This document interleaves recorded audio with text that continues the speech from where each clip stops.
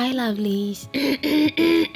Please allow my voice to be clear. Let's make this AYOYO sauce that is used for desserts. And I'm going to play a voiceover by my mom because mom taught me how to make this. And she never asked me to wash my AYOYO with vinegar. I decided to do so. And this voiceover is in Twi, my local dialect. Let's start.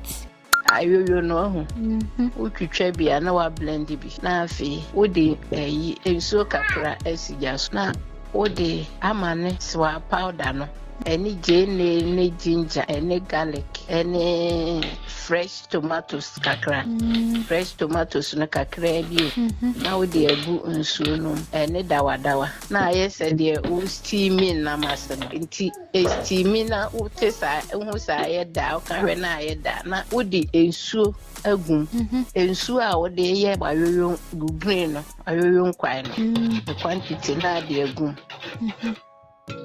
no ama na huru nti ehuru na wo de AYOYO no agum na afi soda kakra agum na trotro na maintain